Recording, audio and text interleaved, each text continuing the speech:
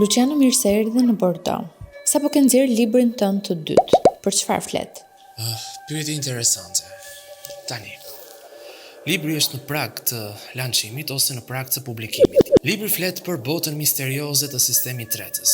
Domethënë është një libër i cili është një edukat për sa i përket mënyrës së një shëndeti të plot, pra një mirëqenie plot e shëndetit trup, mendje dhe shpirt.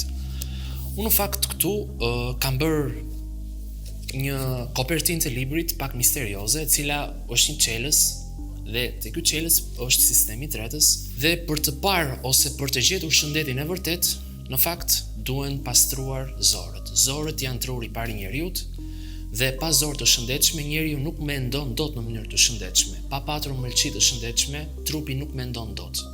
Truri është vetëm një masë yndyrore ose një strukturë vajore e cila 80% është lipid ose është vaj. Të gjitha lëndët ushqimore ne i marrim nga pjesët e intestineve dhe nga mëlçia.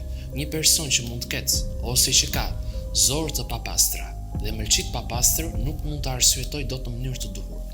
Sa është kurioziteti i njerëzve mbi librat e shëndetit? Rëndësia ose interesi mbi librat e shëndetit, besoj se për ne është deri diku pak i vakët, sepse çdo gjë që mësohet është deri diku sistematike dhe ky del jashtë kornizave të atyre gjërave të cilat mësohen, sepse flet mbi botën misterioze të bakterieve të cilat ndodhen në zorën tonë. Dhe ne kemi mësuar deri më sot për serotoninën, për dopaminën, për hormonet e lumturisë që prodhohen nga zorë, që prodhohen nga truri. Në fakt, këto baktere misterioze drejtojnë dhe gjendjen tonë shpirtërore.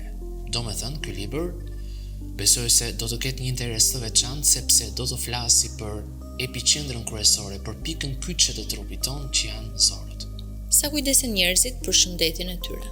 Njerëzit nuk është se nuk duan të kujdesen për shëndetin e tyre. Njerëzit me këtë informacion kaq të madh që është kudo nëpër internet, kaq shumë suplemente të cilat fabrikohen, të cilat marketohen, domethënë është një bombardim shumë i madh i informacionit. Dhe ky bombardim i madh i informacionit i ka bërë njerëzit që të jenë pak të hallakatur. Informacioni që ndodhet në libra nuk krahasohet me informacionin e internetit.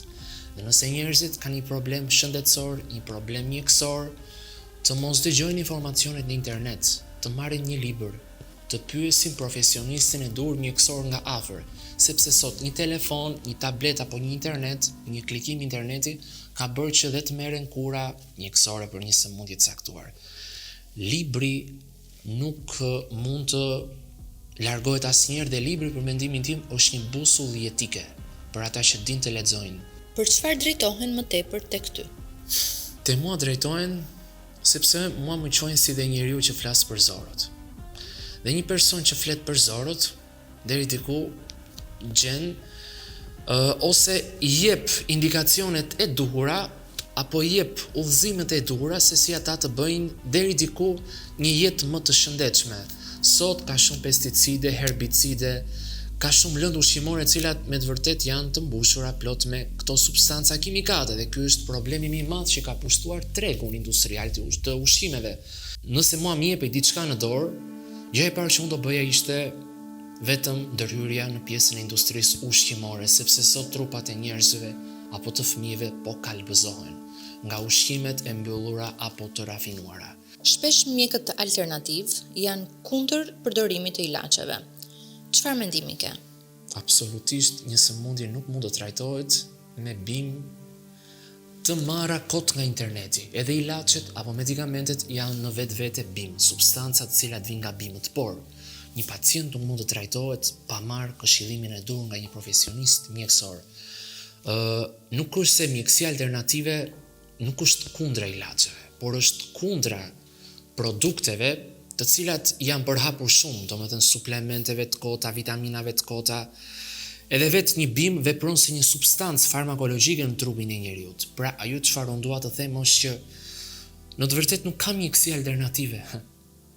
Mjekësia nuk është as alternative as moderne. Ajo për cilën ne po flasim është një jetesë sadopak e shëndetshme, sepse qëllimi i këtij librit është që të parandaloj dhe jo të trajtoj. Çdo person duhet të prezantohet me trupin e tij. Dhe mjekësia alternative nuk është as pak kundra ilaçeve. Përkundrazi, çdo njeri që ka një sëmundje të caktuar nuk duhet të marrë një bim ose një vaj i cili ndodhet në internet apo i cili ndodhet online, ta marrë dhe ta përdori për një sëmundje të caktuar. Domethënë, qëllimi vet i librit është që të gjithë njerëzit të prezantohen me trupin e tyre dhe të dinë se ata janë një univers, ku shërimi ndodhet brenda tyre dhe në natyrë.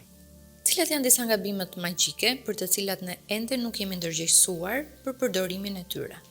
Natyra vetë është magjike. Trupi vetë është magjik. Trupi vetë është një laborator.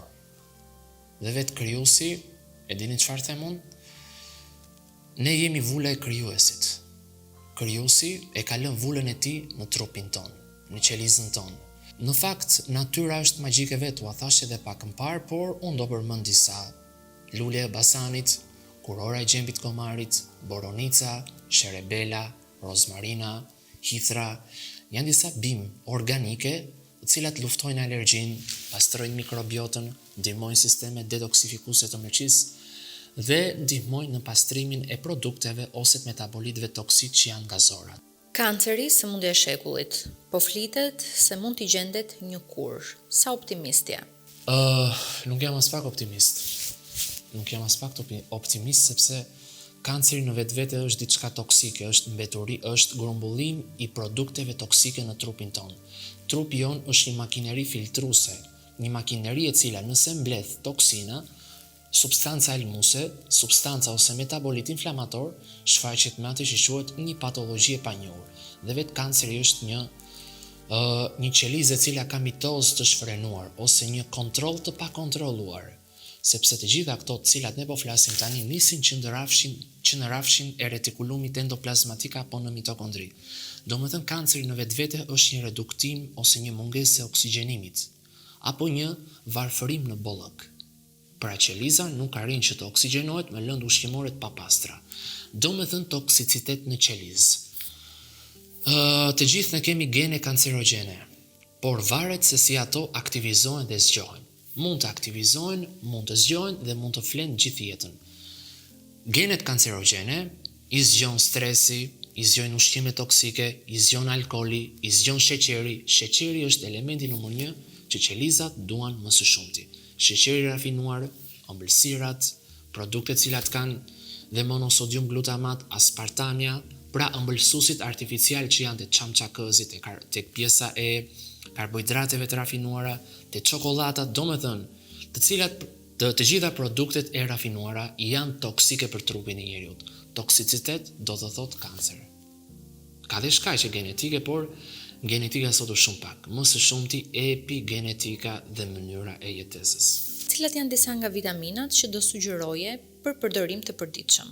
Të ecësh zbathur në natyrë, të dëgjosh cicerimat e zogjve.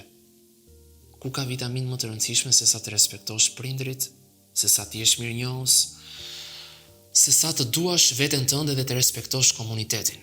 Këto janë vitaminat natyrore. Pastaj vitaminat sintetike janë shumë. Është vitamina D, është magneziumi, që është mineral.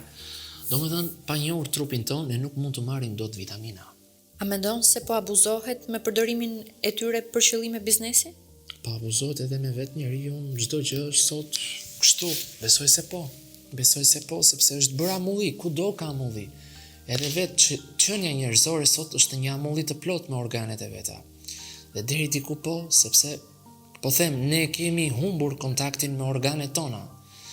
Dhe pa gjetur busullën tonë brenda, pra shpëtimi është brenda vetes tonë. Është prezantimi me veten tonë. Ne nuk kemi prezantuar akoma me trupin tonë, me organet tona, me qelizën tona, me qelizat tona. Dhe mos prezantimi me trupin ton, ose mos prezantimi me qenien ton, s'ka se si të gjej shërim tek një vitaminë sintetike. Luciana, faleminderit. Të lutem.